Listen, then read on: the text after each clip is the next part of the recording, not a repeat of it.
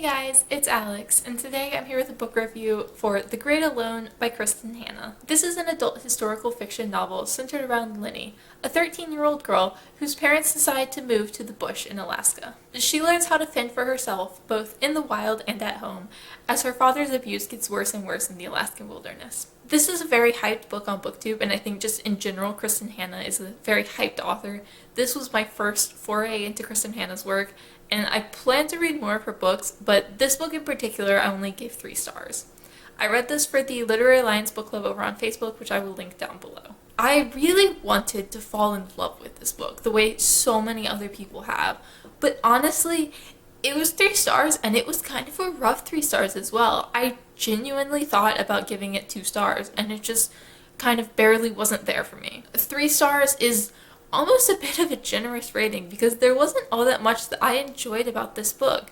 I thought the story was interesting. That was pretty much it. It held my attention and it read very easily. I do think her writing style, while I don't find it as beautiful as other people seem to, I did find it very interesting and I was very glad to be down for the story. It took me less than a day to read this book and it's a fairly decently sized book, so I think that says something very positive about it. It's a quick read, but not in the sense that it's very light or fluffy or easy to fly through.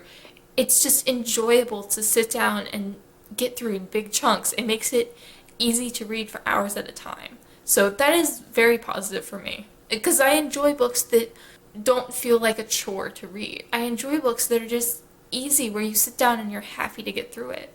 And the story was interesting. I enjoyed the characters. I thought Lenny was an interesting character, and I really enjoyed how her father's abuse escalated. How it didn't just start at the absolute worst, how it kind of slowly got worse and worse as time went along.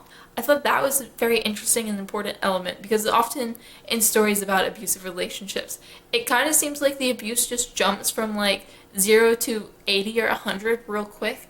But this was definitely a very slow descent, and I appreciated that. But now we get into my negative thoughts. If you saw my review on Beartown, you'll kind of find that there are a lot of similarities in this review. I thought it was very obvious, the way she was talking to the reader, almost like she was talking down to me. I don't like when authors spell everything out. I don't need all the themes and all the context spelled out for me. I kind of want to be allowed to get there on my own.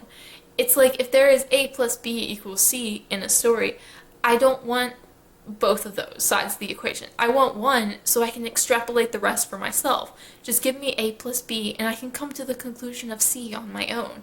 And I felt like she did a lot of spelling out all the equations and giving me all the points.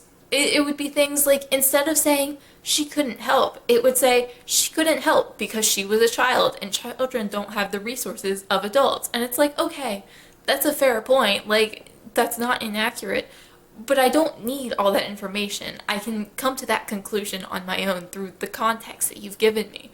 And it kind of felt like there was a lot of that going on in the story, where I really just wanted her to let me think for myself for a little bit, instead of just shoving the message down my throat. And I think because of that, the book came across feeling very black and white, very simplistic, and not in the way that the characters' decisions that they had to make were simplistic. It was more that everything was laid out in a very simplistic way, like with Beartown. When you spell out every bit of the equation, if you say A plus B equals C, that's a very simple equation. Like, you don't have to do any thinking on your own. The author does all the thinking for you, and it kind of felt simple and too easy for me like that. It wasn't very pleasurable to sit down and read. I don't enjoy being spoon-fed the information in a story. Beartown was a lot like that for me, and the spoon-feeding of information and it making the story feel very simplistic and black and white. It was good versus evil. I think that was actually one line in the book. And it bothered me, and it bothered me in this book. Although I do think that means that if you liked Beartown or if you liked The Great Alone, I highly recommend checking out the other, because I didn't really like either that much, but there were a lot of similarities. It also had that weird aspect of feeling both too fast and too slow. And it's hard to explain that, and it's like that's a contradiction. You can't be both too fast and too slow. But this book was, and I will say up front, I really enjoy slow books.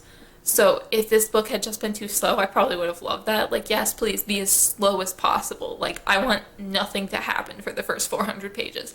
but it wasn't. It felt like nothing would happen, and then the characters themselves would change very quickly. And it felt like that change came about much too fast. It kind of felt like a lot of what happened was description after the characters changed, instead of description of what prompted the change of the characters. And it felt like the characters came to their own conclusions and revelations very, very quickly, and they changed even though like time in the story was passing by very slow and the outside actions in the story were passing by very slow. The characters themselves felt like their growth happened very, very quickly and much too quickly for my taste. And it was kind of unpleasant to read. And I think that also was a reason why it felt too easy for me.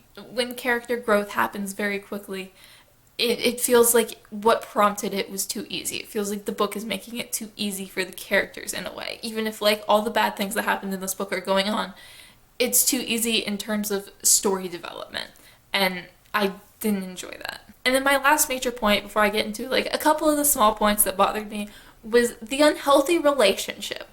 Not between Lenny's mother and father. That was an abusive relationship. He was physically abusive, so like trigger warning if you're concerned about that. There was a lot of physical abuse. But the unhealthy relationship that Lenny herself had with her boyfriend. Lenny meets a guy in Alaska and they hit it off and sort of fall in love. And that's fine.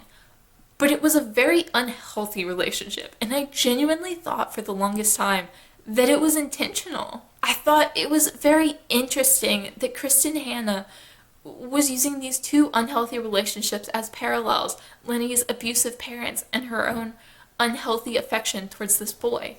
And I thought that was fascinating and wonderful. And then as the book went along, I started realizing, oh wait, this is not intentionally an unhealthy relationship. And it was kind of disappointing, and also just like, I don't enjoy when unhealthy relationships are written in the way that they are healthy within the context of the story. Because it wasn't. She would repeatedly say things like, I will die if I don't see him. That was a direct quote. She told her mother, I will die if I don't see him. And then she would talk a lot about how much she needed him. And that's really unhealthy. And had it been intentional, had that been an aspect of the story or the point of their relationship, that would have been fascinating and brilliant. And I thoroughly would have appreciated that. Because I do like when the dynamics of unhealthy relationships are explored. But this wasn't. This was just, oh, this is a lovely relationship.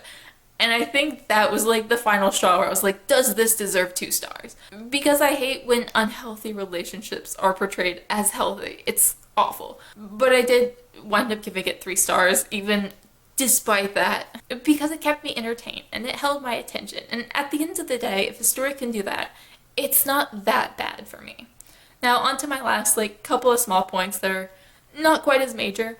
This book felt very predictable and generic. Nothing that happened was a surprise to me. It was just like, of course that's the way this is going to go. Like, I knew all the, plot twists at the end hundreds of pages before they happened, which is fine.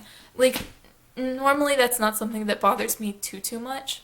Just because I predict what's going to happen doesn't mean it was a bad trip getting there. But in this book, it didn't feel predictable in the way that I was just like, okay, that's what's going to happen because that's the natural progression of the story. It felt that's what's going to happen because that is literally the most generic route that this story could take. And it did irritate me. I also think a lot of the dialogue I really hated. It felt very exposition heavy and not natural. Like, no one talks like this. No one just like gives their entire relevant backstory in like one quick paragraph. It didn't feel right. And then final point was that the historical fiction aspect didn't feel natural either.